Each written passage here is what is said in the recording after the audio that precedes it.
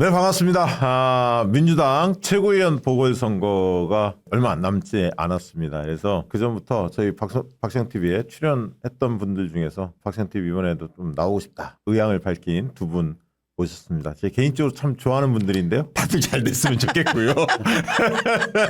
자, 문정복 의원 자리에 있고요. 네, 안녕하십니까. 기호 2번 문정복입니다. 네, 강득구 의원 자리에 있습니다. 안녕하세요. 인사드리겠습니다. 기호원 강득구입니다. 네.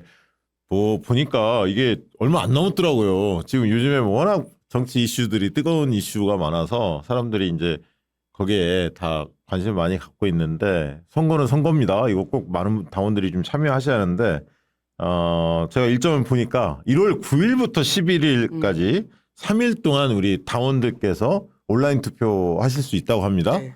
2명 선택할 수 있다고 하죠. 그렇습니다.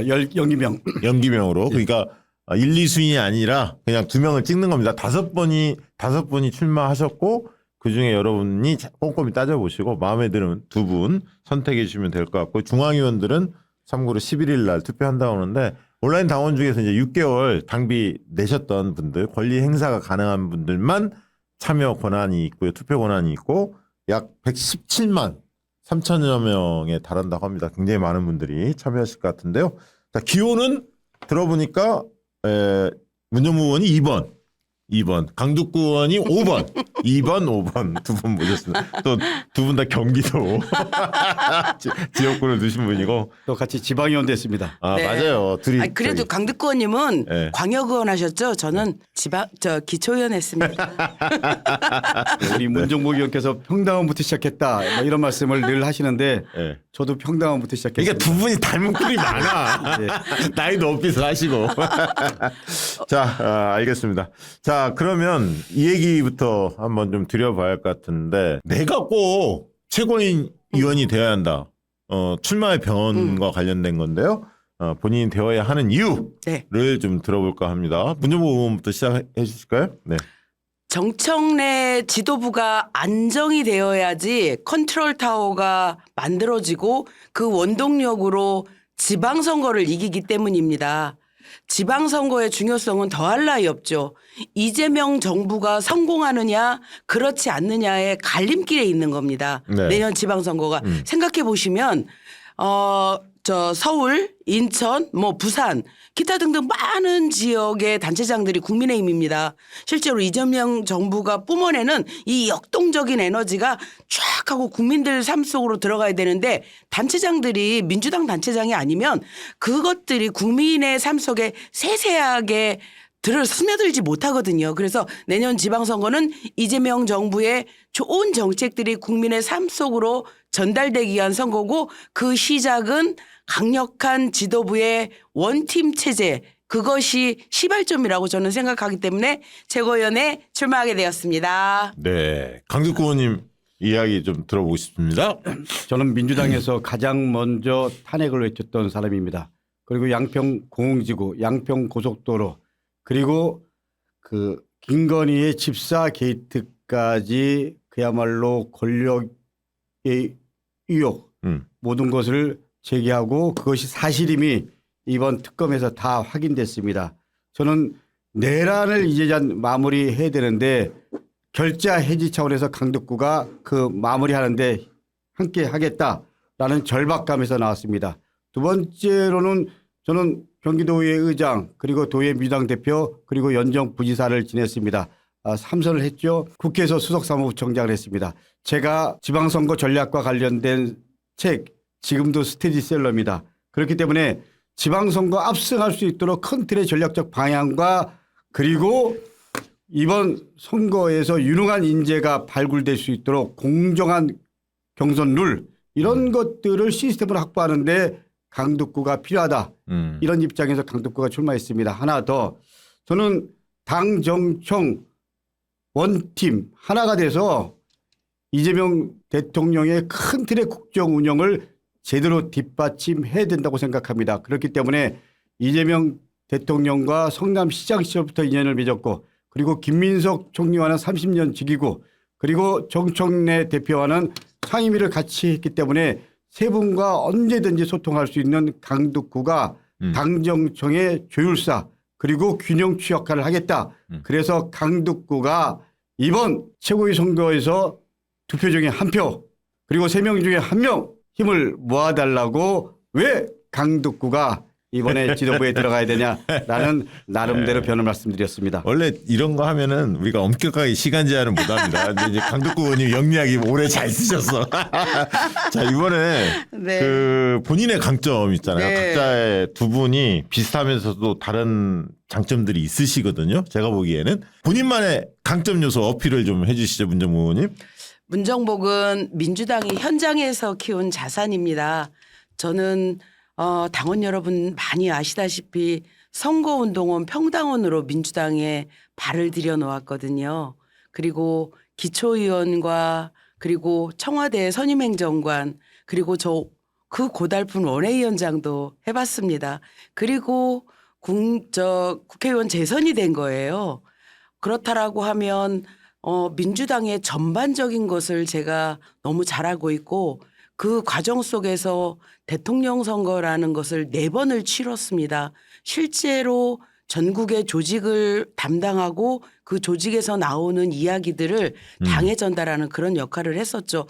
누구보다도 당원들의 마음을 잘 알고 그리고 제가 기초의원 출신이고 지방선거를 준비하시는 분들의 마음을 굉장히 잘 압니다. 우리 당의 굉장한 중요한 원동력이기도 한 이분들의 마음을 가장 잘 아는 푸근하고 따뜻한 그런 최고위원이 될 수 있을 것 같은데 제 강점이지 않을까요?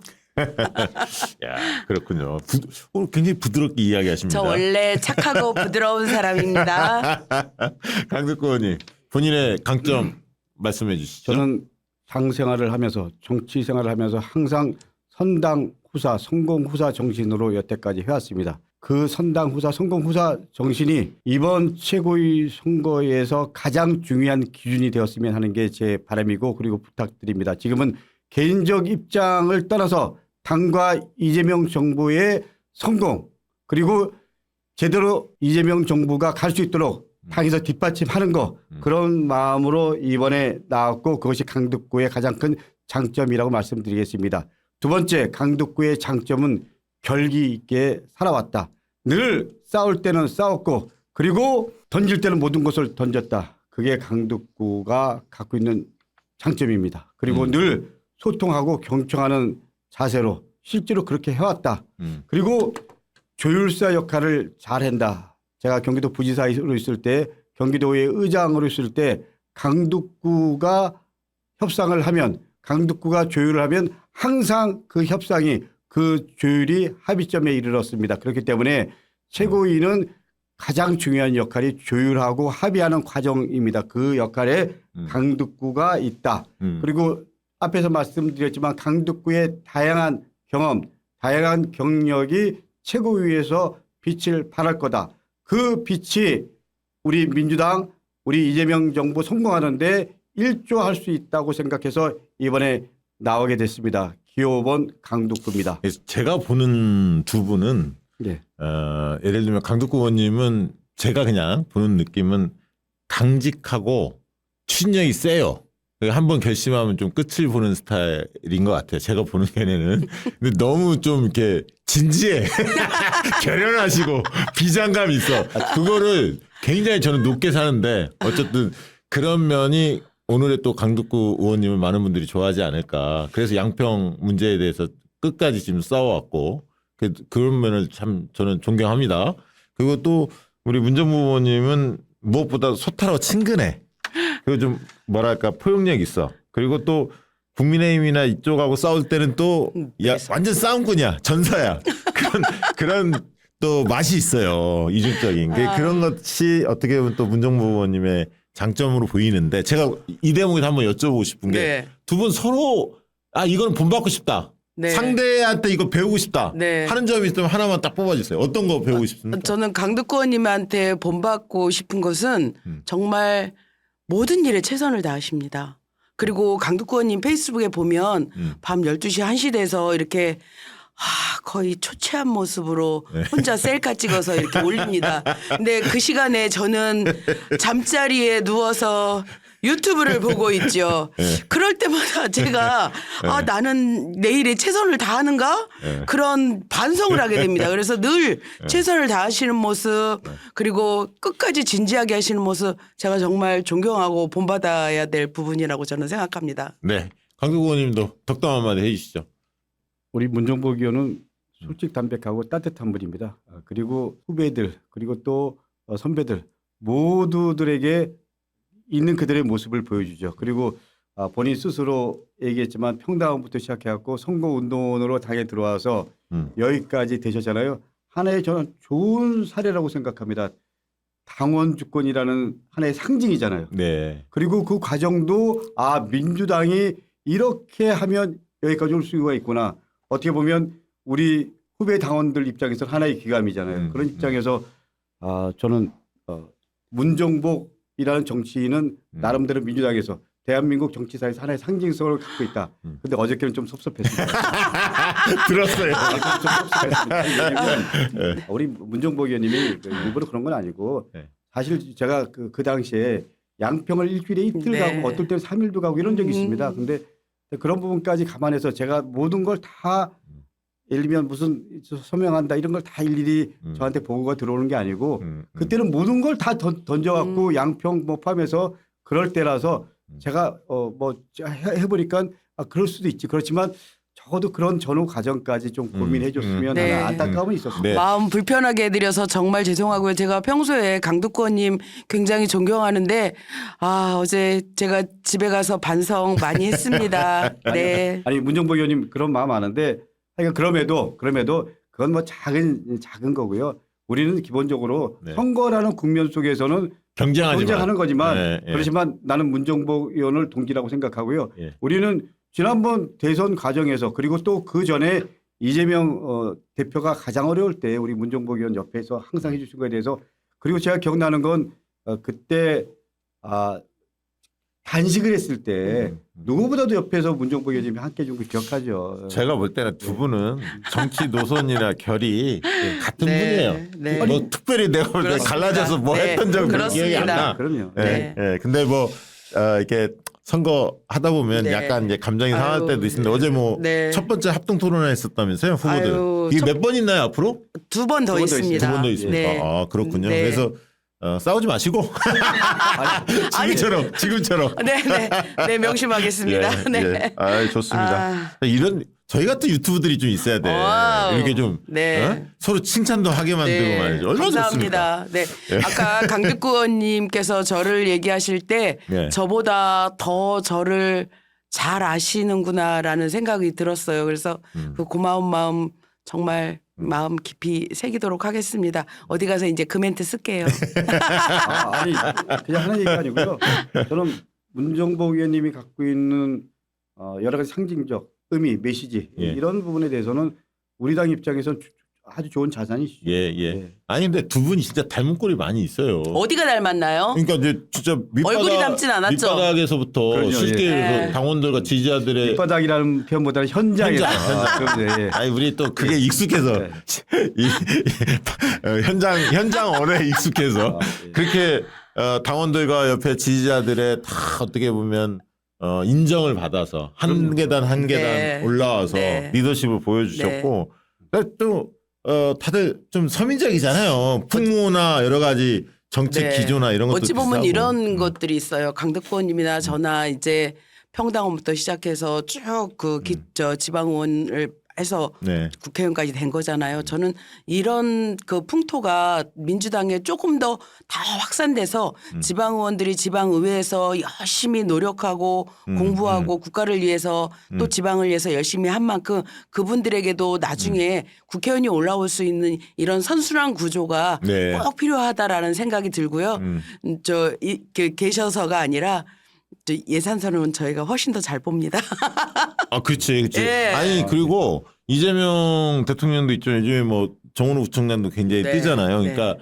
경험 그 큰 데서 꼭 그 활동한 경험이 아니라 어떤 크지 않지만 그곳에서 열심히 활동했던 사람들이 네. 평가를 받는 시대에 이런 시대로 정치가 한 단계 업그레이드 된다는 느낌이 자꾸 들어요. 네. 국민들이 그걸 네. 평가해 주는구나 이제. 그 전까지만 하더라도 이재명이라는 정치인이 등장하기 전까지만 보면 다 여의도 중심이었습니다. 그렇죠. 국회 중심이었지. 예, 근데 이제 변방도 변방이 아니고 한 축이구나. 그렇죠, 그렇죠. 예, 그리고 정치인이 소위 국회로 그리고 중앙에 입문하는 과정이 주로 라이센스를 가진 전문가 중심. 그렇지. 또 변호사 명망 있는 사람 중심이었다. 그러면 그렇지. 지방자치라는 과정을 통해서 시 도의원 그리고 또 단체장 이런 분들도 이제 당에 들어오는 중요한 자원이 됐잖아요. 그게 주요한 자원이 되어야 돼. 왜냐하면 정치도 전문직이야.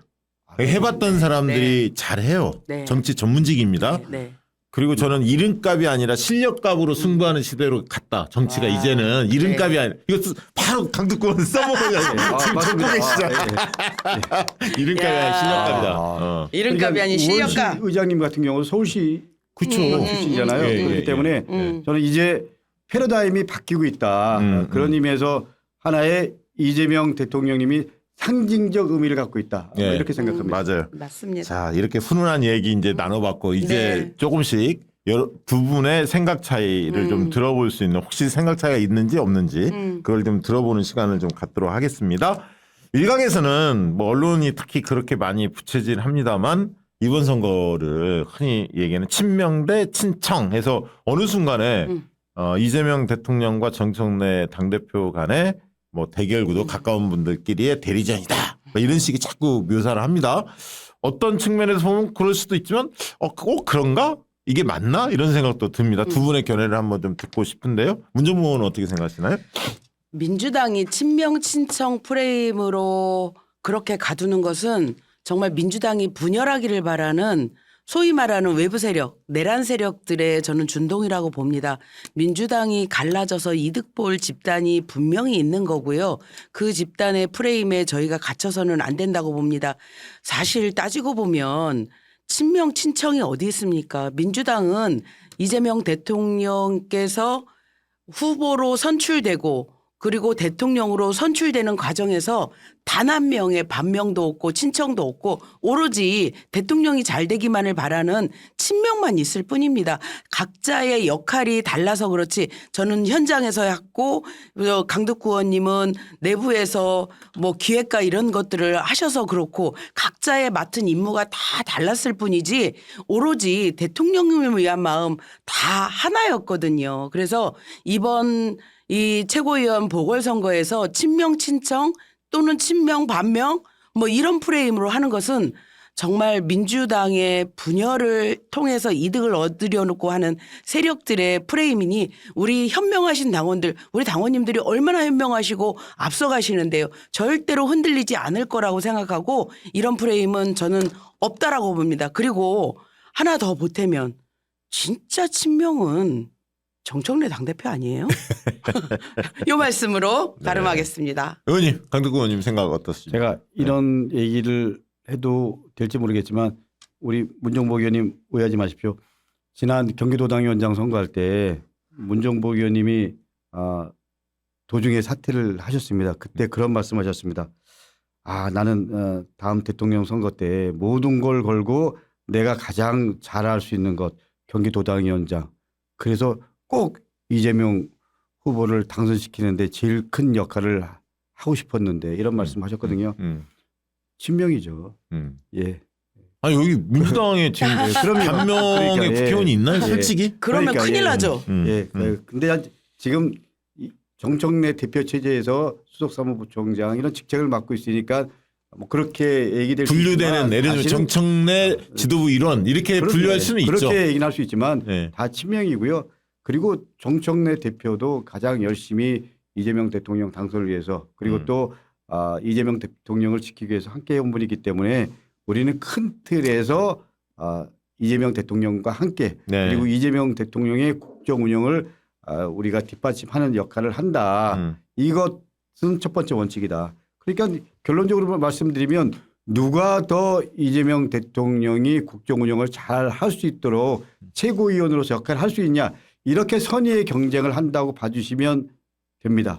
그래서 두 분 생각이 뭐 똑같으니까 저희 방송에서는 제가 그런 얘기를 몇 번 드렸는데 이번 최고위원 보궐선거 관련해서 뭐 이른바 이런 친명 친청 대결 구도에 입각해서 일부 뭐 사람들이 뭐 2명, 3명 이렇게 나눠서 뭐 웹자보도 그렇게 비슷한 사람들끼리 이렇게 자꾸 그 웹자보 홍보를 해서 이렇게 마치 그렇게 판이 경쟁 구도가 형성되는 것처럼 막 묘사하는 분들이 있잖아요. 저는 그거 반대한다. 그렇게 하지 마셔라. 각자 5번 후보가 각자 자기의 자질, 능력 그리고 어떻게 무엇을 하겠다라는 비전을 가지고 각자 열심히 뛰는 게 좋지. 그리고 유권자들은 당원들은 꼼꼼히 따져보고 그걸 후보들의 자질을 따져보고 평가하는 게 맞다. 이걸 짝짓기 형태로 가면 이거는 정말 언론들이 그걸 그렇게 노리고 그런 구도를 만들어내는데 거기 부합하는 거다. 그래서 그렇게 가서는 안 된다.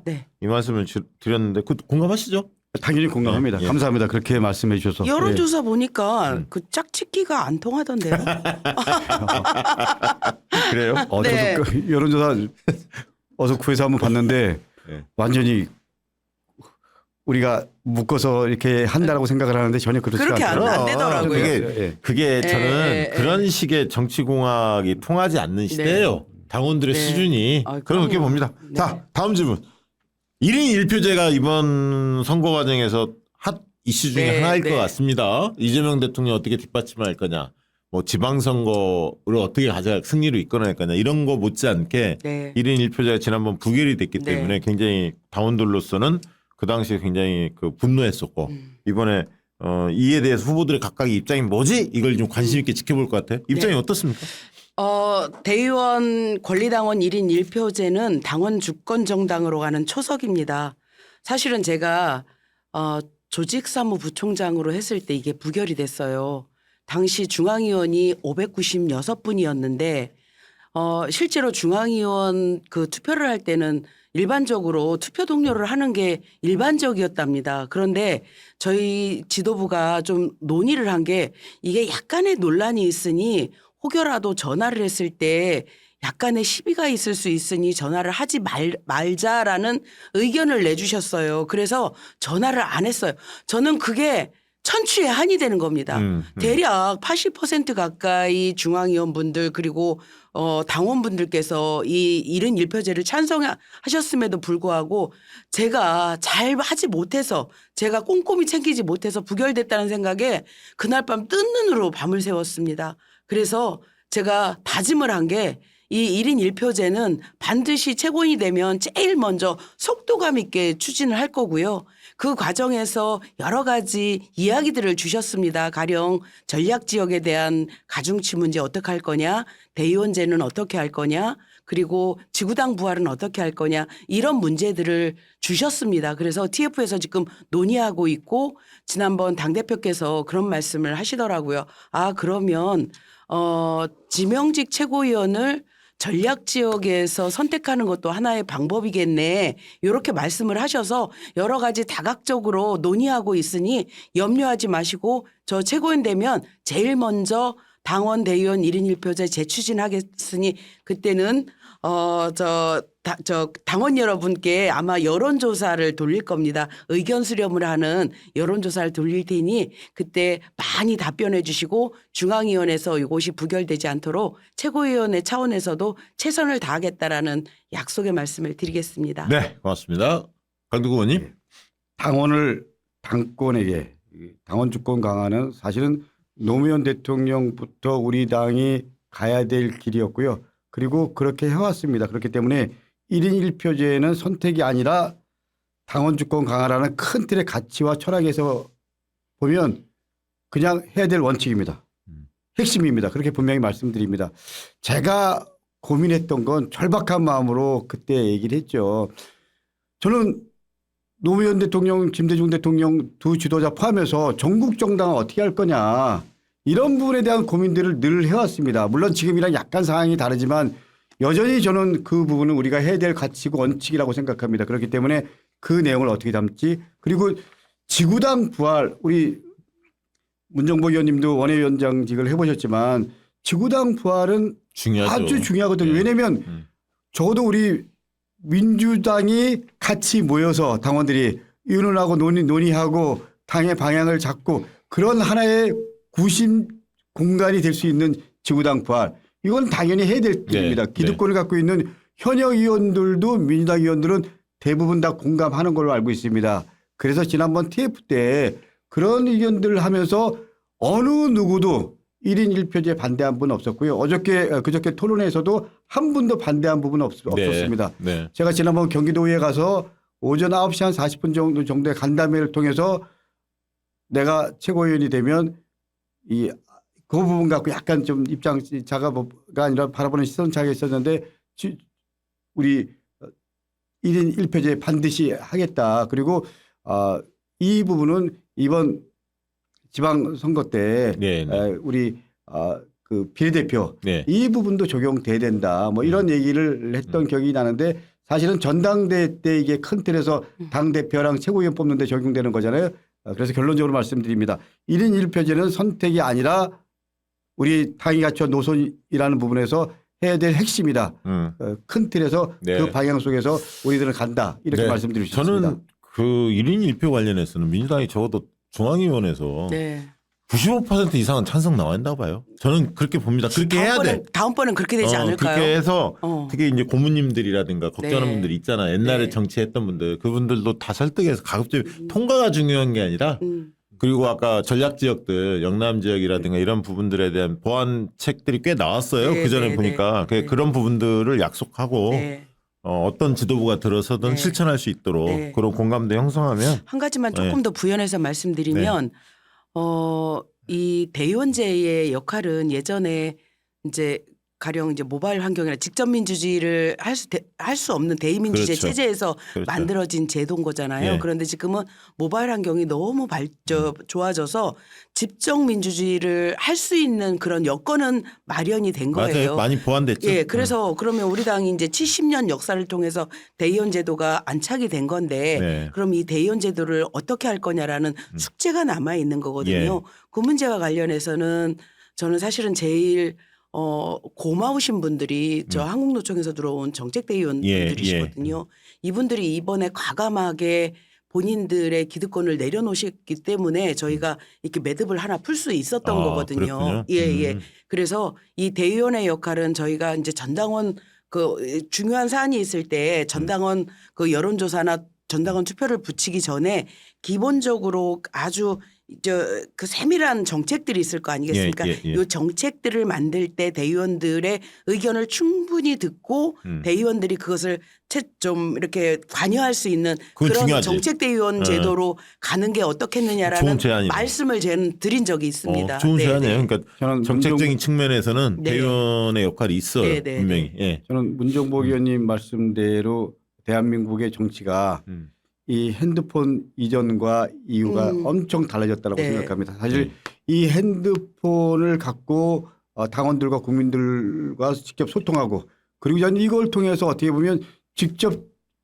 투표를 할 수 있는 여건들이 만들어진 거잖아요. 그렇죠. 그렇기 때문에 옛날에 대의원들은 당원들로부터 위임받아 왜냐하면 농사철에 서울로 와야 되는데 전당대회 그럴 경우에는 사실상 대의원들이 할 수밖에 없는 그런 상황이었지만 지금은 정치 환경과 그리고 사회 환경이 다 바뀌어졌기 때문에 그런 부분들을 다 담아낼 수 있잖아요.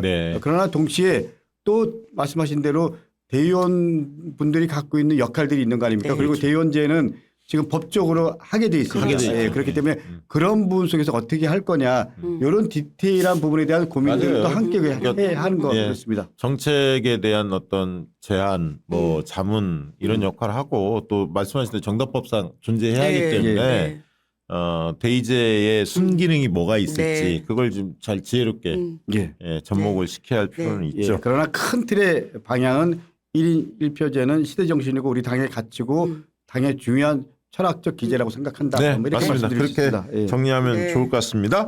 자, 이번에는 강덕구 의원님한테 먼저 여쭤보도록 하겠습니다. 정청래 지도부가 한 6개월 됐나요, 지금? 네. 이러저러한 일들이 이제 많이 겪어왔습니다. 산을 넘어왔는데 전반적으로 정청래 지도부 또 정청래 대표의 리더십 어떻게 평가하고 계십니까? 저는 제가 전 상임위 때 정청래 대표님 여러 번 보고 상임위에서 의정활동을 지켜봤는데 대단한 결기와 그리고 큰 틀의 민주당의 정체성이라는 부분에서 늘 고민하고 그 속에서 메시지를 낸다. 두 번째 대표 이전과 이후에 달라진 모습이 있다면 당 대표라는 입장에서 진짜 어려운 시기였잖아요. 그런데 검찰 개혁 포함해서 나름대로 성과를 냈다. 그리고 여러 가지 법안들 야당에서 세게 붙었지만 과감하게 네. 밀어붙이고 뭐 이런 부분은 정청래 대표가 아니면 뚝심이 있었다는 그렇죠. 거죠. 뚝심 있는 대표였기 때문에 여러 가지 개혁적 성과들을 낼 수 있었다라는 부분들 분명히 말씀드립니다. 그런데 한 가지 아쉬운 점은 이런 네. 게 있죠. 지금 대통령의 지지율과 당의 지지율이 좀 차이 나잖아요. 이런 부분들에 대한 부분들을 어떻게 우리가 극복할 수 있을 거냐 이런 부분들에 대해서 제가 만약에 최고위 일원으로 들어가면 당연히 당대표 중심으로 가는데 이런 부분에 대해서 강덕구가 역할을 해서 여론조사 전문가시지만은 우리가 좀 더 그 편차를 줄이는 거 네. 이런 것들에 대해서 힘을 합쳐야 된다라는 게 강덕구의 생각입니다. 그러니까 제가 이 부분이 또 약간의 전문성이 있어서 그 오해하는 분들이 있던데, 그러니까 대통령의 지지율은 정당 지지율이 이제 조금 격차가 있잖아요. 그러니까 이제 민주당으로서는 더 지지율을 올리는 과제는 분명히 존재합니다. 우리 강덕구 의원님 말씀대로 그건 그것대로 노력을 해야 하는데, 대통령 지지도하고 정당 지지도가 근본적으로 차이 나는 이유는 민주당을 지지하지 않는 무당파, 지지정당이 없다는 사람들, 뭐 군소정당 지지층 이런 사람들도, 물론 국민의힘 지지층 아주 극히 일부, 이런 사람들도 대통령에 대해서 긍정평가하는 사람들이 꽤 있거든. 그러니까 민주당 지지도보다는, 왜냐하면 민주당 지지자들 한 95% 이상은 다 대통령 잘한다고 생각하니까, 그래서 정당 지지도보다는 대통령 지지도가 높게 마련이에요. 근데 만약에 대통령 지지도가 정당 지지도 밑으로 내려온다. 그건 내임덕의 시작입니다. 원래. 그렇죠. 맞습니다. 네, 그럼 대통령 버려. 네. 원래 그렇게 되는 거거든요. 그래서 민주당은 민주당 나름대로 더 지지도를 올리고 국민들이 사랑받기 위해서 끊임없이 노력해야 돼. 이건 중요하지만 왜 대통령 지지도하고 약간 갭이 생기지? 이거는 갭이 크다면 그건 심각한데 그렇게 크지 않다고 한다면 그거는 네. 아까 다른 정당 지지층들이 네. 지지가 있기 때문에 그건 그것대로 또 이해를 해 주실 필요는 있다. 자, 네. 지도부 일원으로서 또 정준회 당대표 옆에서 좀 지켜보 측면이 있을 텐데 네. 어떻게 평가하십니까, 리더십은? 정청래 당대표는 성장하는 정치인입니다. 법사위원장 시절에 그 활약이 대한민국 국민들은 그 법사위원장 역할을 보면서 위로를 받았다고 해요.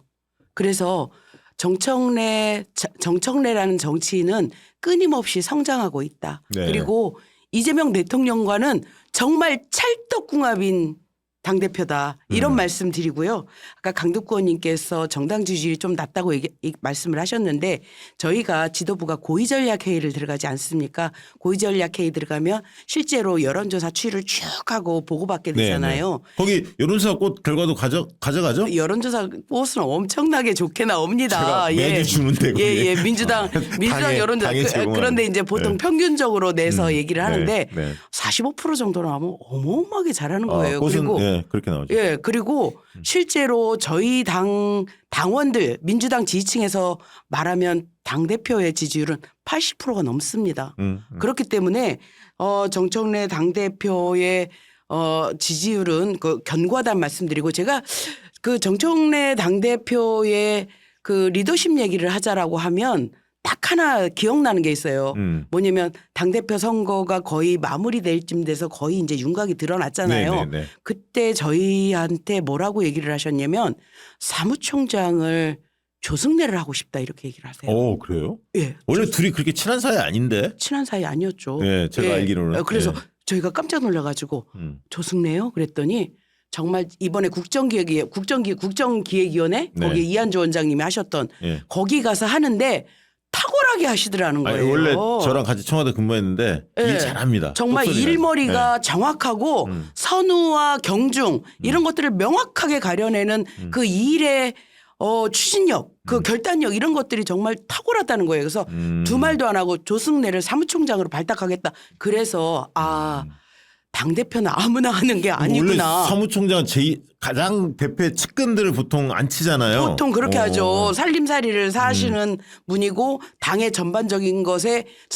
우리 강두권님은 수석 사무부총장을 해보셔서 정확히 그러니까 예를 아시잖아요. 들면 지방선거 때도 사무총장 역할이 크잖아요. 완전 메인이죠. 메인이죠. 그것을 조승래 사무총장께 맡기는 거를 보고 저희는 이 당대표의 리더십은 다른 데 있는 거구나. 다른 데 있지 않구나. 그러니까 사심이 없다는 사심이 얘기구나. 없고 정말 일할 수 있는 사람을 꼽고 하나 더 수석사무부총장이 이모선 의원님이시잖아요. 예. 이모선 의원님을 그냥 유임시키시더라고요. 그런데 저한테 그러시더라고요.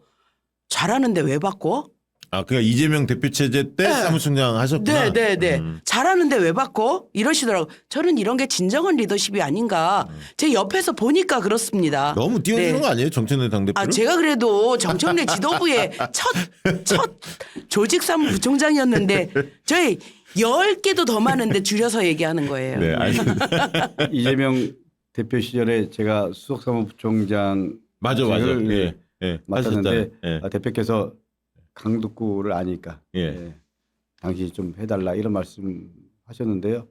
아마 뭐 그 정청래 대표도 제일 중요한 거는 능력 그리고 세평 이런 거였을 거라고 생각합니다. 그런 입장에서 인사 스타일을 보면 지도자를 알 수 있는 거잖아요. 네. 그런 부분에서 정청래 대표 좀 전에 말씀하신 대로 이모선 의원은 이재명 당대표 시절에 수석이었는데 계속 유임시키고 예. 또 조승래 그 의원 정확하게 관계는 잘 모르겠지만 어쨌거나 실용적 입장 그리고 일 잘하는 사람을 우선적으로 역할을 준다. 이런 건 의미가 있는 거죠. 맞아요. 그거는 저도 기억이 나는데 되게 이제 정청래 당대표가 흔히 얘기하는 독고다이 스타일 개파가 없잖아요.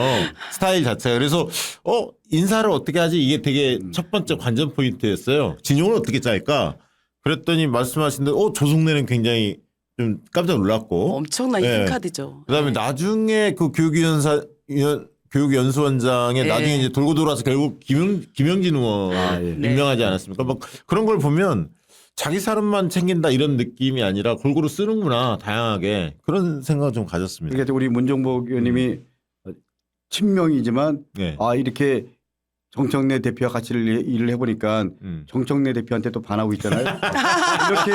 이렇게 하는 거 포용적 리더십이죠. 뭐. 네. 근데 지금 일각에서는 또 뭐 원래 항상 당이라는 게 당원들 지지자들이 한마음 한뜻으로 모든 걸 하지는 않기 때문에 생각의 차이는 있을 수 있어요.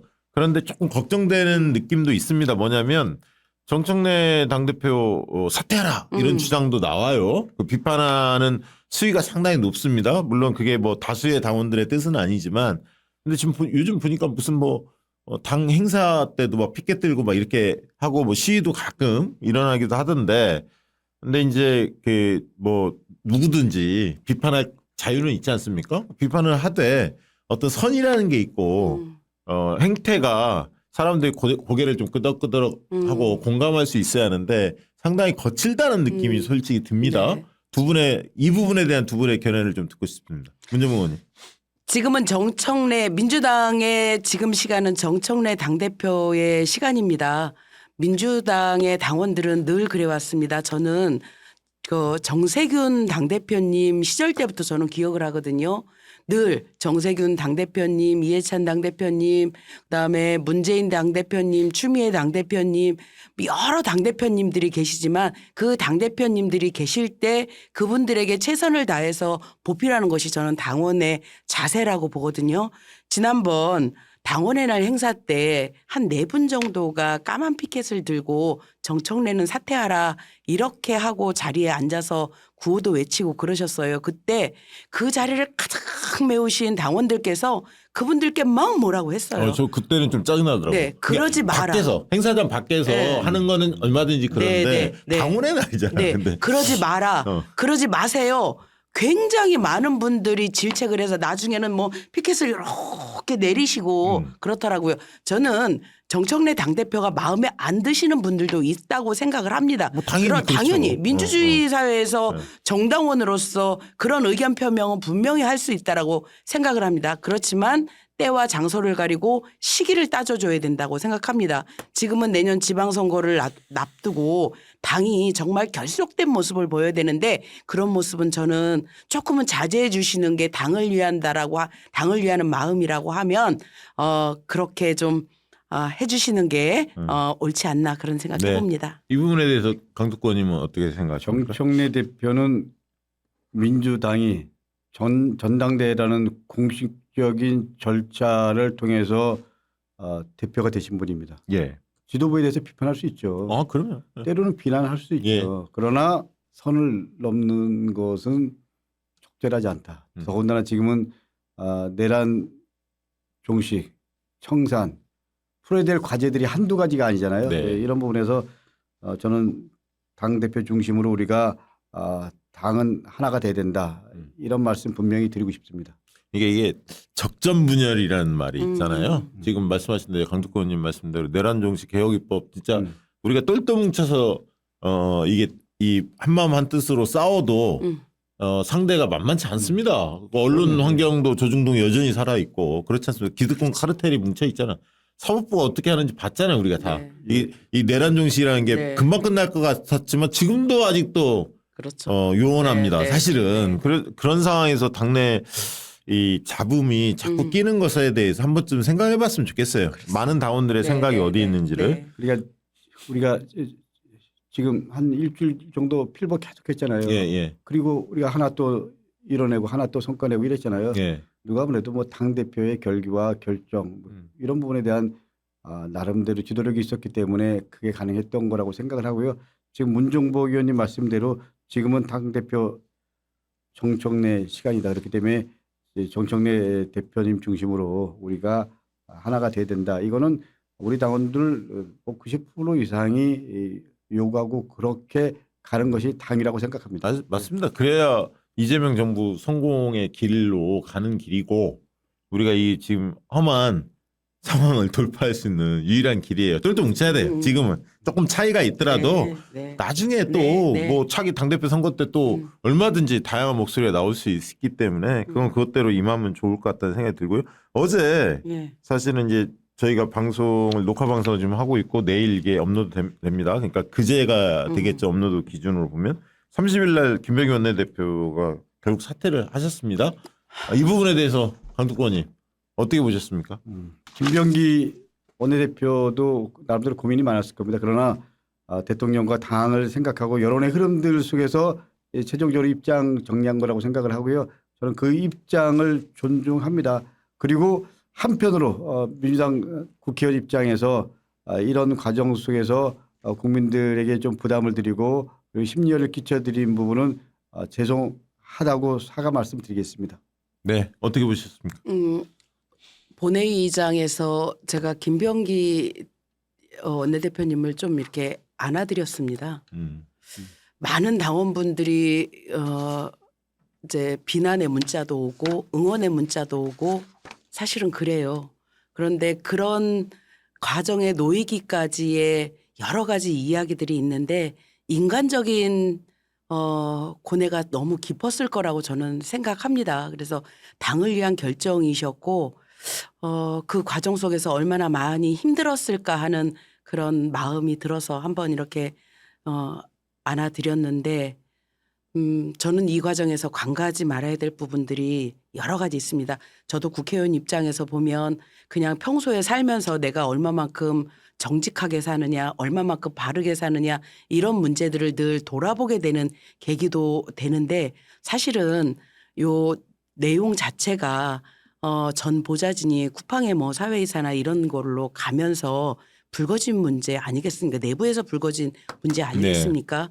이게 자칫 보좌진에 대한 문제로 비화되는 것을 저는 우려하지만 실제로 많은 국회의원들이 보좌진들하고 관계를 좋게 하지만 간혹 그렇지 못한 경우도 있죠. 있습니다. 네, 있죠. 저도 보좌진을 해봐서 그 내용에 대해서 뭐 10분 공감하고 그런 적이는 있지만 서로 인간적인 관계로 맺어진 그런 관계들이라면 드러내놓고 다 할 수 없는 얘기들도 있는 것이고 네.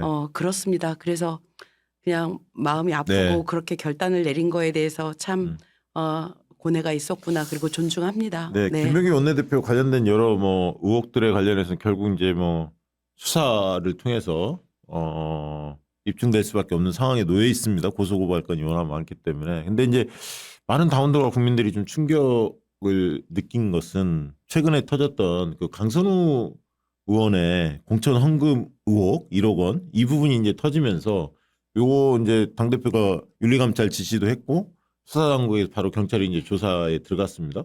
그래서 왜 당원들이 더 충격을 받았냐면 적어도 민주당에서는 공천 헌금 이런 부분들은 아예 자치를 감췄다. 있을 수 없는 일이다. 이렇게 자긍심 같은 게 있었거든요. 우리 당원들 지지자들이 갖고 있는. 근데 이게 사실이 아니기를 의혹이 해명되기를 간절히 바라면서도 이 부분에 대해서는 그래도 한마디 듣고 싶어요. 의원님 그 소식을 듣고 어떤 느낌 들었습니까? 분명히 말씀드리지만 민주당은 적어도 공천과 관련된 어떤 뭐 부작용도 없었다. 그리고 원칙 지켰다. 그런데 이 부분은 한번 수사를 통해서 저는 밝혀져야 되지만 CCBB가 적어도 강선우 의원은 아니라고 얘기를 했잖아요. 그리고 김병기 그 당시에 원내대표께서는 그때 공간이 간사였다고 제가 얘기를 들었는데 서울시당. 서울시당. 예. 근데 자문을 해준 거지 거기 직접 연관이 되고 이런 건 아니잖아요. 근데 이제 사람들이 좀 석연치 않게 생각하는 거 어떻게 그러면 단수 공천을 받았지? 그렇게 문제 있는 사람인지 알았는데 김경시 의원이었죠 당시.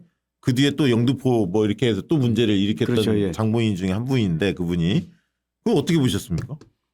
저는 그 강선우 의원하고는 정말 언니 동생 하는 사이입니다. 강선우 의원의 딸인 혜윤이가 저는 늘 마음이 아프거든요. 혜윤이만 보면. 네. 그래서 사실은 선우한테 전화해서 그냥 밝게 그랬어요. 선우야, 너 아무래도 삼재인가 보다.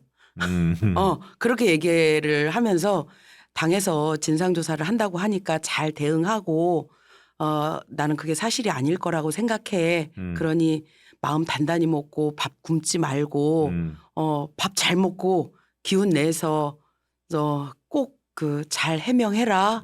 이렇게 얘기를 했습니다. 선우가 그 얘기를 하더라고요. 언니 나는 그렇게 살지 않아. 이렇게 얘기하더라고요. 저는 강선우 언니 그렇게 얘기하는 거를 받아들이고 싶어요.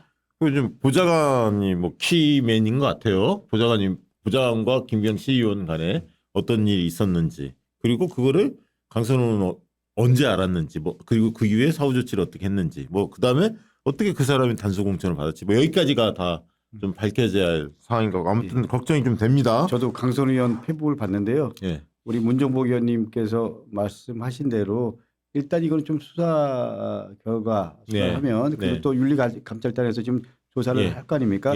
그 결과를 보고 마지막 판단을 해 주셨으면 하는 게 제 바람입니다. 맞습니다. 그렇게 해야죠. 당연히. 그리고 아까 강덕구 의원님께서 그 출마 변에 밝혔듯이 당정청 원팀 이 부분을 상당히 이제 강조하셨어요. 그렇게 이제 물새 틈이 없어야 한다. 그 말씀 주셨는데 지금의 그 당정청의 관계, 소통 어떤 상태라고 보시는지요? 저는 당과 대통령실의 소통은 잘 되고 있다고 생각합니다. 그렇기 때문에 이 부분에 대해서는 제가 뭐 한치의 염려도 안 하고 뭐 이러지만 그렇지만 사실 앞으로 여러 가지 현안들이 계속 터지잖아요. 이슈들이 만들어지잖아요. 이럴 때 당과 우리 청이 좀 더 조율을 단단하게 그리고 현안에 대한 대응을 확실하게 제대로 하나가 돼서 할 수 있도록 하는 것 그거는 최고위가 중요한 역할을 한다라고 생각을 하는데요. 그 단단함과 좀 더 견고하게 할 수 있도록 강덕구의 역할을 찾고 싶습니다. 또 우리 원래 이제 강덕구 의원님은 또 대통령님도 그렇지만 김인숙 총리 등 다 돈독하시잖아요. 그런 과거 역할을 본인이 잘할 수 있다 그 얘기잖아요. 저는 잘할 수 있다라고 생각을 하고요. 그 측면이 또 강점 요소로 보여지고요. 문정부 의원님, 당정청 소통 지금 어떤 상태입니까? 더할 나위 없는 시절이다. 이렇게 말씀드리고 싶습니다. 저희가 고당이라는 걸 하지 않습니까? 고위당정협의회라는 것을 하거든요. 고위 옛날엔 당정청 이랬죠. 그랬죠. 지금 당에서는 이제 당대표 그다음에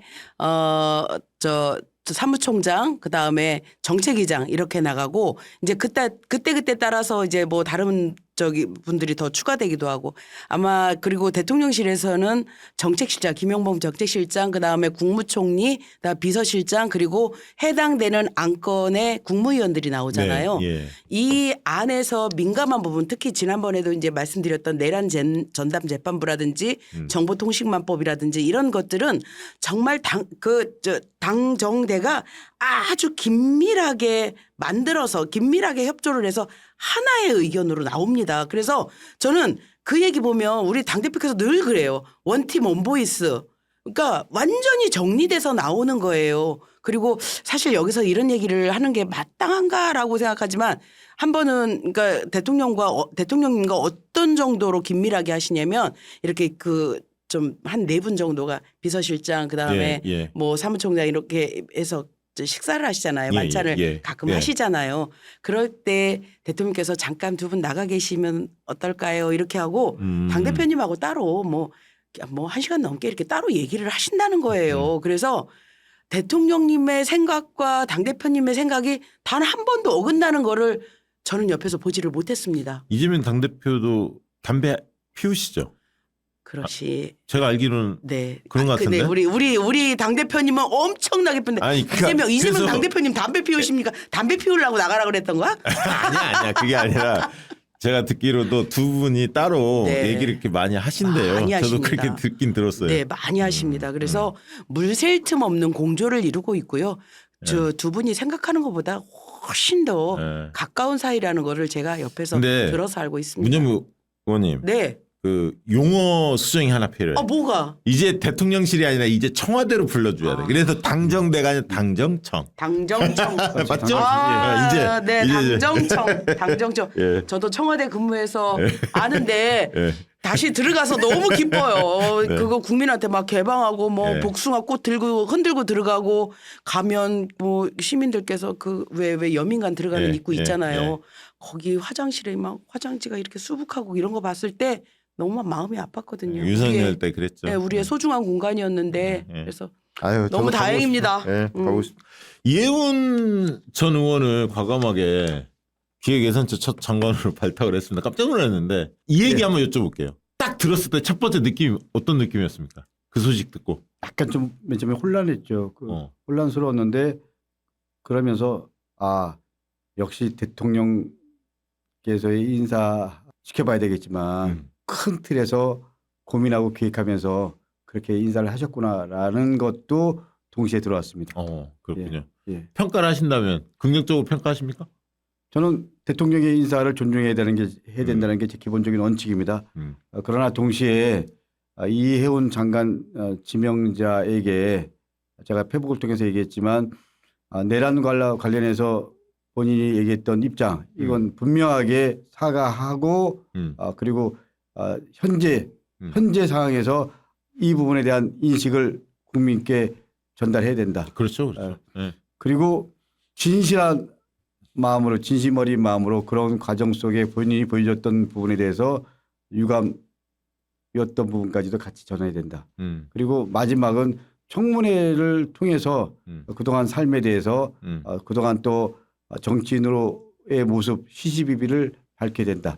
마지막은 여론이고 국민의 몫이다. 뭐 이런 얘기 제가 정리했습니다. 아, 그렇군요. 첫 번째 그 소식을 딱 들었을 때 어떤 느낌이었습니까? 깜짝 놀랐어요. 그리고 좀 멍했죠. 예. 뭘까? 예. 그러다가 생각이 들었어요. 신의 한 수다. 음. 신의 한 수다. 대통령의 실사굿이 대통령의 국정 철학을 보는 그런 계기였다라는 네, 실용주의 것이 정부. 실용주의 정부 그런 느낌이 들었습니다. 이해운 장관 후보자가 KDA에서 굉장히 유능한 인재였다라고 얘기를 하더라고요. 네. 그러니 저 사람을 데려오는 것이 우리가 서운한 것보다 훨씬 더 이득이 많을 것이다라는 생각을 하셨을 거고 저는 그 과정 속에서 또 다른 고민도 있으셨을 거라고 생각을 합니다. 가령 우리가 아무리 그래도 그 당의 상대당에 있는 사람들인 거거든요. 네, 그러면 그 상대당도 조금 이렇게 좀 충격을 받지 않았겠나. 음. 그래서 국민들이 생각할 때 중도 보수층도 실력이 있으면 갖다 쓰는구나. 네네. 이거 대통령이 정말 실사구시를 하는구나. 이런 생각이 들었고 저는 이해운 장관 후보자가 반드시 넘어야 될 산은 내란 세력과의 단절을 반드시 지난번에 하긴 했더라고요. 예. 그럼에도 불구하고 청문회에서 그런 것들은 다시 한번 2번, 3번 강조해서 우리 대통령께서 이해운 장관 후보자를 지명하신 그 의중을 충분히 100% 소화해내야 된다라는 그런 부탁의 말씀도 그리고 드리겠습니다. 정책 기조와 관련해서도 어쨌든 약간 이제 수정이 필요하잖아요. 이재명 정부의 국정 기조, 정책 기조에 대한 이해도를 높이고 그 속에서 평소에 자기가 가졌던 생각, 어떤 부분에 접목점이 있을 거고 어떤 부분에는 차이가 있지만 이제 토의 과정에서 이건 이제 시각 균형도 필요할 텐데 그런 부분에 대한 걱정은 없습니까? 근데 전 대통령께서 파란색을 좋아하는 사람들이 고난을 가졌다고 하더라도 그 사회를 통째로 파랗게 만들 수는 없지 않냐. 그렇지. 빨간색도 필요하다는 얘기죠. 그러니까 전 어떻게 보면 무지개 색깔 얘기하면서 예. 그 말씀이 시사하는 바가 무지 크다라고 생각을 하고요. 아마 여론조사를 하면 대통령께서 이런 메시지를 냈을 때와 전과 후가 다를 거라고 생각합니다. 예. 그러니까 흔히 말하는 보수 쪽에서 주장하는 성장 담론이라는 게 있지 않습니까? 예. 방향성이라는 게 있잖아요. 예. 이쪽에서 특히 그러면서도 긴축재정 얘기를 하는데 한편으로 친기업 얘기하고 근데 대통령은 친기업 얘기하면서 친노동을 얘기한단 말이야. 그러면서 실용주의 이야기를 하죠. 그러면서도 이제 확장재정을 얘기하니까 이 부분에서 접목들이 있을 것 같아요. 저는 키워드로 보면 새로운 얘기를 하시더라고. 우리가 합리적인 정책 네, 네, 새로운 네. 정책을 만들어낼 수 있다. 그리고 또 하나 이 시점에서 대통령께서 좀 자신감을 얻으신 것 같아요. 뭐냐면 송미령 농림부 장관을 유임을 시키면서 저렇게 다 윤석열이 추천했지만 일을 해보니 너무너무 잘하더라. 그 일 잘하는 그 결과물이 농민들에게 그다음에 어민들에게 이렇게 효능감으로 다가서는 거잖아요. 예. 그러면 이해훈이라는 장관 후보자도 예산을 다루는 엄청난 네. 권한을 지은 건데 그의 합리성을 인정한 거고 그 합리성이 결국은 국민들께 효능감으로 다가올 거다. 정치적 효능감으로 다가올 네. 거다라는 그런 판단을 하신 게 아닌가 그렇게 네. 생각이 듭니다. 제가 보기에는 네. 대통령의 자신감에서 나오는 것 같아요. 그런 것 어떻게 같아요. 보면 예. 곡간을 주는데. 주는 거잖아요. 예, 예. 열쇠를 준 거잖아요. 예, 예. 저는 웬만한 자신감이 없으면 그렇죠. 곡간 못 줍니다. 그러니까 내가 투명하게 운영하겠다. 예. 그리고 국민의 눈높이에 맞는 결정을 한다. 우리는 네, 정파적으로 네, 하는 네, 게 아니다. 네, 네, 네. 이게 있는 거잖아요. 두 번째로 도대체. 우리 박정 멋집니다. 대표님이 친기업, 친노동. 근데 통상적으로 이게 상대적이라고 생각을 하지만 대통령께서는 제가 그 고용노동부 김영훈 장관. 김영훈 장관 볼 때마다 음. 친기업, 친노동을 떠나서 서로 상생할 수 있는 길들을 맞아요. 찾거든요. 맞아요. 저는 예. 대통령의 메시지가 그런 거라고 생각합니다. 네. 그리고 지난 대선 때 저랑 입장 차이가 있을 수 있는데 신의 한 수가 몇 가지가 있었습니다. 저는 이재용 삼성 예. 그룹 회장과 대통령 후보가 만난 거 예. 그리고 정규제, 예. 조갑제 이런 분들 만나서 대담한 거 물론 예. 이 입장 차가 있을 수 있다라는 예. 말씀 전제로 드리고 중도 보수로 가야 된다. 예. 사실은 그런 입장에서 보면 이해운 전 의원을 이렇게 장관 지명자로 더군다나 국간인 예산 파트를 맡긴 가장 큰 이유는 자신감 그리고 또 큰 틀에 대해서 외연 확장. 예. 저는 오세훈 서울시장은 상당히 당황했을 거라고 생각을 하고요. 예. 이걸로 서울시장 선거는 거의 정리가 되고 있다. 그러니까 이제 이혜원, 김성식 다 서울 지역 출신이니까 예. 지역은 원래는 부산 출신이지만 서울에 지역구를 네, 했으니까. 네, 네. 근데 제가 이렇게 의정활동 같이 한 적 있어요? 이혜원하고? 한 적이 없습니다. 상임위에서. 그 전에 했었죠? 그렇죠. 들어온 다음에. 그다음에 이번에 조정식 의원을 갑자기 정무투표로 임명을 하셨습니다. 이건 어떻게 보셨습니까? 왜 대통령께서 지금 시기에 조정식 의원을 정무투표로 임명했다고 보십니까? 조정식 의원과 이재명 대통령께서는 두 분 관계가 뭐 오래됐죠? 오래되고 이제 사무총장으로 일도 예, 했고 예, 예. 오랫동안. 예. 또 사무총장으로 일을 할 때 일에 대한 부분 포함해서 인간적인 신뢰가 상당히 돈독하다는 얘기를 제가 들었는데요.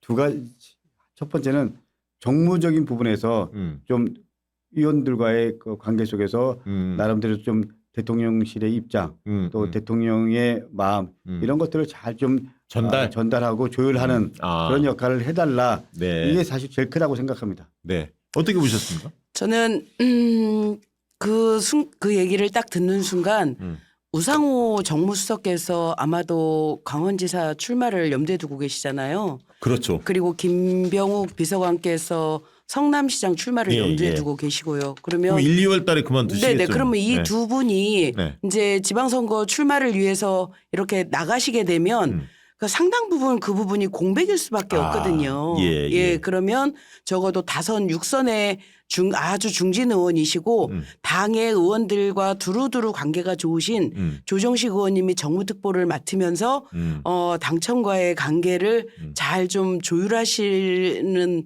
그런 의도가 있지 않을까라는 저만의 생각이 있었습니다. 옆지역구 아니에요, 시음? 제가 옆 지역구고요. 현수막 엄청 걸렸어요. 걸렸어요? 네. 정무특보. 네. 힘이 세구나. 네. 예. 국회의장 가는 길엔 도움이 됩니까? 그거는 잘 모르겠습니다. 국회의장 가는데 도움이 됩니까? 정무특보? 조정식 의원이 국회의장 생각이 있다는 건 많이 알려져 있는데. 단기적으로는 나름대로 이런 느낌을 줄 수도 있겠죠. 예. 그렇지만은 예. 아직까지 시간이 많이 남았으니까요. 예. 예. 자, 민주당이 이제 지방선거에서 압승을 해야 하는데 개인적으로 네. 민주당 선거 전략 이런 네. 쪽으로 가야 한다. 승부처는 어디다? 어떻게 생각하십니까? 저는 대부분의 당원분들이나 국민들이 수도권에서 이겨야지 된다라고 생각하시는데 저는 조금 다른 시각을 갖고 있습니다. 적어도 낙동강 벨트, 부울경에서 우리가 이겨야 진짜 이기는 거거든요. 네. 그리고 제가 이번에 대구, 그다음에 경북, 울산, 경남 이런 데를 다니면서 얘기했던 게 뭐냐면 정말 전략 지역이거든요. 예. 어려운 지역이거든요. 그 어려운 지역에 작은 단위의 군 단위의 선거에서 정말 당 지도부의 역할이 너무 중요하다라고 말씀을 하시는 거예요. 최고위원 한 명이 와서 연설을 해주느냐 안 해주느냐가 정말 그 동네의 반향을 일으킨다는 거예요. 그래서 사실은 기초부터 좀 단단히 최고위원들이 가서 열심히 선거를 해주면 네. 이게 점점 올라와서 단체장도 이기고 광역단체장도 이기고 부울경 이기면 이번 지방선거는 이기는 겁니다. 그래서 낙동강 벨트를 사수하는 것이 이번 지방선거의 가장 필승 전략 아닌가 저는 그렇게 생각합니다. 의원님은 어떻게 보십니까? 저는 지방선거 이기는데요. 첫 번째 원칙이 있습니다. 제 경험으로 네. 대통령 지지율이 제일 중요합니다. 그렇죠. 예. 사실은 개별적으로 차이가 나는 것 같지만 대통령 지지율이 한 60% 이상 된다면 서울 경기선거는 끝난 겁니다. 그렇죠. 예. 네. 그리고 수도권 전략과 소위 말하는 좀 전략적 취약 지역에 대한 고민은 방향은 전략은 좀 다를 수밖에 없다고 생각합니다. 제 생각을 있는 그대로 말씀드리면 대통령께서 당선되시는 순간 두 가지 고민을 했을 겁니다. 첫 번째는 다음 재집권에 대한 고민. 그렇죠. 네. 그리고 내년 6월 달에 지방선거에 대한 고민. 예. 왜냐하면 중간평가 성격을 띠니까. 그렇기 때문에 예. 전재수 의원을 네.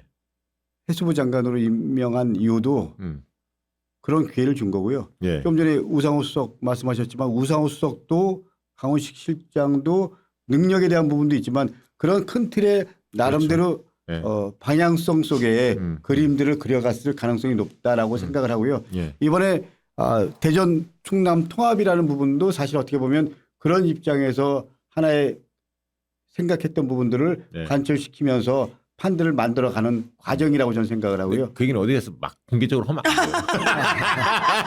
아니 그렇게 저희는 다 알지만. 그렇게 아니 제가 보기에는 그렇게 가는 방향이 맞고 메가시티 개념 저는 찬성하는 사람 입장이기 때문에 두 번째로는 그에 못지않게 중요한 부분이 재집권 전략 이 두 가지가 사실은 우리 이재명 대통령께서 가장 고민해왔던 부분들이기 때문에 네.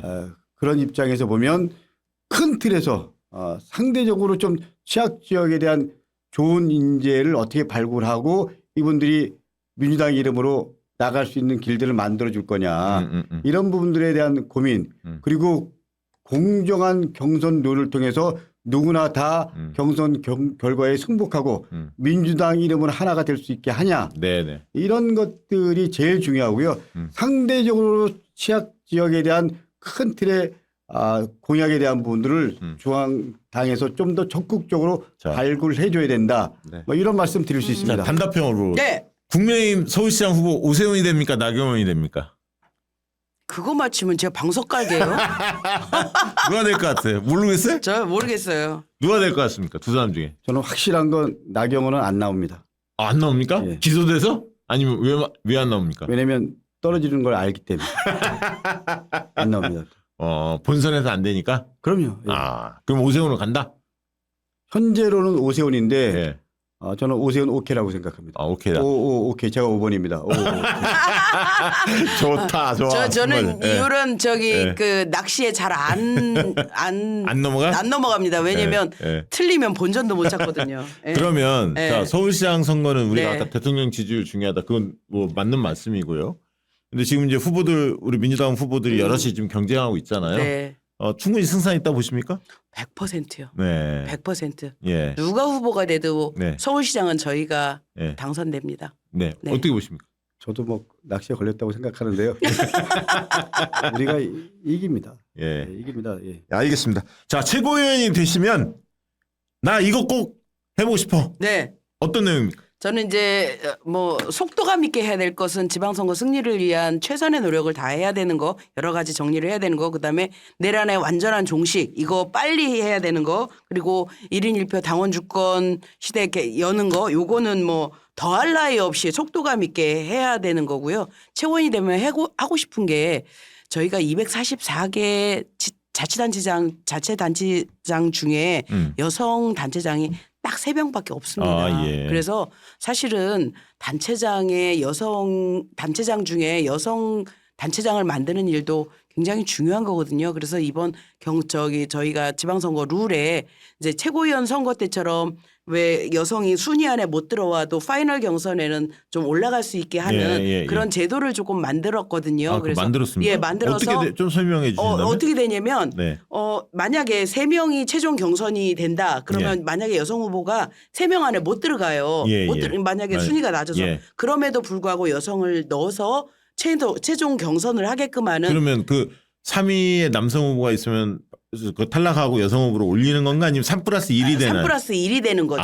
네, 3명 그래서 안에는 한 분을 누구 하나도 누구 한 명도 서운하지 않게 누구 한 명도 도태되지 않게 그러니까 하는 파이널 경선에 여성은 무조건 도전하게끔 한 명. 그러니까 있으면 무조건 도전하게 하는 그런 것들을 만들어서 그게 기초 단체장부터 그러나요? 기초 단체장부터 합니다. 그럼 왜냐하면 광역원하고 기초의원은 이미 30% 권고사항이 있고 어떤 기초의회는 여성이 50%가 넘는 데도 있거든요. 예. 그래서 그건 충분히 도달됐다라고 생각을 하고 자치단체장의 경우에 여성의 진입이 굉장히 어렵거든요. 그래서 그것을 권고사항으로 해서 17개 시도에 다 전달이 되는 그게 상태고 권고사항이군요. 권고사항입니다. 그러니까 시도당 위원장 공간위 위원장이 결정을 하는 네, 거군요. 그렇습니다. 그래서 그거를 저희가 꼭 좀 적용해 주시라라고 중앙당 차원에서 말씀을 드렸고 제가 꼭 최고위원이 돼서 하고 싶은 건 다 또 하나가 있습니다. 제가 교육이잖아요. 예. 교육이 하다 보니까 지난번에 얼토당토하는 정말 황당무계한 일들이 벌어졌어요. 예. 리박스쿨이라는 이런 그렇죠, 보수단체들이 정말 아이들 때부터 청소년까지 이 선교라는 명목 그다음에 정신교육이라는 명목으로다가 이 아이들을 극우화시킵니다. 맞아요. 그래서 우리 청소년 극우화율이 너무 높아진 거예요. 그래서 이것들을 정리하기 위해서 우리가 정말 조직적으로 당 차원에서 국가 차원에서 민주시민 교육이나 이런 것들을 좀 더 강화해서 청소년 극우화 문제를 좀 절대적으로 대처를 해야 되지 않나 생각합니다. 그런 것들을 좀 잘 해내겠습니다. 기본은 무조건 하고 그 외에 이런 작은 것들도 작은 거 아니죠. 정말 최선을 다해서 하겠습니다. 그게 아마 우리 당원들이 굉장히 바라던 네. 내용이에요. 심리전 네. 그리고 저들의 그 집요함 이런 부분들을 온라인 대응팀이 앞장서야 하는데 이게 사실 사무직 당직자들 너무 바빠. 사실 안 돼. 당직자 힘 갖고는 네, 안 되고 네, 지도부가 특단의 대책을 만들어서 밖에 있는 여러 그 활동가들이 있지 않습니까? 다양하게 뛰고 있는 그런 친구들이 네. 같이 협업하고 그러면 대응할 수 좋죠. 있도록 그러면 그걸 좋죠. 네. 지도부 차원에서 네. 뭔가 방향을 잡아줘야 그 역할을 제가 하겠습니다. 네, 알겠습니다. 네. 강덕구 의원님. 문정복 의원님 말씀하신 대로 지방선거 압승 그리고 내란 청산 그리고 1인 1표제 한다. 이 부분에 대해서는 대체적으로 다 동의합니다. 네. 제가 좀 더 중점적으로 저에게 주어진 시간 동안 할 수 있는 거 하고 싶은 거 뭐냐라고 네. 물으신다면요. 예. 여전히 전국 정당화 해야 된다. 이 부분에서 지구당 부활. 예, 그리고 제가 지방의원 출신입니다. 저는 당당하게 얘기합니다. 우리 지방의회법 반드시 통과시키고 싶다. 그리고 정책지원관 제도 1인 1 정책지원관을 통해서 예. 우리 지방의원들이 좀 더 역할을 해서 자치가 꽃피는 대한민국 만들고 싶다. 그 얘기가 이런 게 그거잖아요. 제 꿈입니다. 예. 그러니까 이제 지방의원들이 예. 국회의원처럼 보좌진을 둘 수가 없기 때문에 예. 보좌진이 없기 때문에 정책을 지원받을 수 있는 뭐 보좌할 수 있는 그런 사람들을 둘 수 있게끔 만들겠다는 거죠. 예, 그런데 지금 예를 들면 정책지원관 한 명이 예. 지방의원 2명을 지원을 합니다. 아, 2명을. 근데 그러다 보니까 오전에는 국힘. 그러니까 1대1로 할 수 있도록 예, 그래서 숫자를 늘려주자. 사실은 정치인들 입장에서 보면 또 우리 의원들 입장에서는 다 정책과 종무는 연결되는 거거든요. 그렇죠, 그렇기 그렇죠. 때문에 그런 분들 기본적으로 꼭 해줘야 된다. 왜냐하면 민주주의는 기본적으로 비용이 들어가는 제도입니다. 그렇죠. 제가 맨 처음에 그러면 기초원, 광역원 다 해당되는 거죠? 그렇게 하도록 최선을 다하겠다. 우리 문정복 의원님도 그 부분에 대해서는 동의할 겁니다. 아니 그러면 만약 다 저 강득구 의원님 말씀에 더 조금 덧붙이자면 지방의원 특히 기초의원 급여가 얼마인지 모르시죠? 기초원 지역별로 다르잖아요. 지역별로 달라요. 뭐 한 4천에서 5천 정도 하지 않아요? 그런데 실제 실수령액 보면 대략 네. 300에서 350 정도 예. 그보다 더 아래인 지역도 많아요. 사실 그 자치단체의 직급 순으로 따져보면 6급 정도의 예. 6급 팀장 정도의 급여를 받습니다. 그거 받아가지고 의정활동 하기 힘들어요. 제가 재선 의원 2번 하니까 나중에 한 4천만 원 빚이 생기더라고요. 활동비가 많이 들어가니까. 활동비가 많이 들어가서 그래서 실제적으로 의정활동비를 현실화시켜 줘야 되는 게 맞고 아까 강득권님께서 말씀하신 정책지원관 문제는 보좌관으로 대치를 해줘야 됩니다. 그래서 의원에게 임명권 국회의원처럼 의원에게 임명권을 주고 4년을 같이 하게끔 하는 그래서 나와 철학이 같은 사람이 업무를 서포트 받고 그 업무를 통해서 서포트 받은 업무를 통해서 실제적으로 그 구현해내는 그 이상을 구현해내는 그런 정치를 해야 되거든요. 그런 차원에서 지방의회법 저도 같이 발의를 했는데 당연히 통과시켜야 되는 법 맞습니다. 네, 마지막으로 이제 시간이 다 됐는데 끝으로 지지호소의 말씀 한마디씩 해주시기 바랍니다. 존경하고 사랑하는 당원 동지 여러분, 이번 최고위원에 출마한 기호 2번 문정복입니다. 이번 최고위원은 임기가 7개월밖에 되지 않는 최고위원입니다. 이 7개월 동안 얼마나 큰일들이 벌어질지 저는 너무도 잘 압니다. 굉장히 우리 당에서 제일 중요한 이재명 정부의 성공을 만들어내는 지방선거가 눈앞에 있고요. 이 지방선거를 잘 치르기 위해서는 정청래 당대표의 안정적인 지도부가 필요합니다. 그 지도부에 문정복 하나 심어 넣어주시면 그것이 아마도 우리 민주당이 영원히 정권을 재창출하고 영원히 집권하는데 작은 미랄이 될 거라고 생각합니다. 올 한 해 너무 고생하셨어요. 윤석열 탄핵서부터 이재명 정부의 탄생까지 곳곳에서 함께 뛰어주신 우리 당원님들께 진심으로 감사드리고 한 해 함께여서 진심으로 행복했습니다. 저 문정복이 민주당을 위해 작은 미랄이 되게 해주십시오. 기호 2번 문정복입니다. 네, 고맙습니다. 강덕구 의원님. 내란 세력을 막아주고 계엄을 무너뜨리고 다시 일상으로 회복 중입니다. 그 중심에 섰던 박시영 TV 시청자 여러분께 진심으로 감사의 말씀드립니다. 감사합니다. 네, 고맙습니다. 여러분 이번 최고위 보궐선거는 첫 번째 내란 세력을 제대로 청산할 수 있는 사람이 필요합니다. 저 강덕구는 모두에서도 말씀드렸지만 양평고속도로 그리고 양평공지구 그리고 김건희 집사 게이트까지 곳곳에 강덕구의 흔적이 그리고 강덕구가 제일 먼저 시작했습니다. 강덕구가 민주당 국회의원 중에서 탄핵을 가장 먼저 얘기했습니다. 그 마무리를 강덕구가 하고 싶습니다. 기호 5번입니다. 또 지금은 당정청이 하나가 돼서 이재명 대통령이 국정 운영을 잘할 수 있도록 힘을 모아야 됩니다. 그 역할을 이재명 대통령님 그리고 김민석 국무총리 정청래 당대표 함께 조율하고 그리고 균형추 역할을 할 수 있는 사람 기호 5번 강덕구입니다. 지방선거 압승 저는 경기도 부지사 그리고 경기도의 의장 경기도의 원내대표 그리고 수석사무부총장을 지냈습니다. 저의 다양한 경력 경험 정무적 판단 이런 부분에서 지방선거 압승할 수 있도록 준비된 후보 기호 5번 강덕구입니다. 누구보다 선당 후사했고 누구보다 성공 후사했습니다. 기호 5번 강덕구 함께 이재명 대통령 이재명 국민 주권정부가 성공할 수 있도록 한 표 기호 5번입니다. 감사합니다. 예. 자, 두 분 모시고 이야기 많이 나눠봤습니다. 든든하기도 하고요. 두 분이 생각이 다른 것도 있겠지만 대부분 또 공통된다는 느낌을 아마 오늘 방송 보신 분들 확인할 수 있을 것 같습니다. 박시영TV 그동안에 두 분은 또 박시영TV 인연도 또 많은 분들입니다. 자, 오늘 방송 이상으로 마치고 9일에서 11일 3일간 온라인 투표 당원들이 있다는 거 꼭 명심하시고 꼼꼼히 따져보시고 꼭 투표해 주시기 바랍니다. 오늘 방송 이것으로 마치도록 하겠습니다. 고맙습니다. 네, 감사합니다.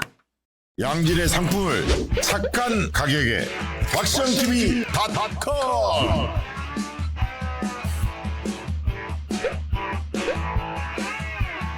다양한 상품들 식품 건강 생활 쇼핑이 구원이다 박시영TV.com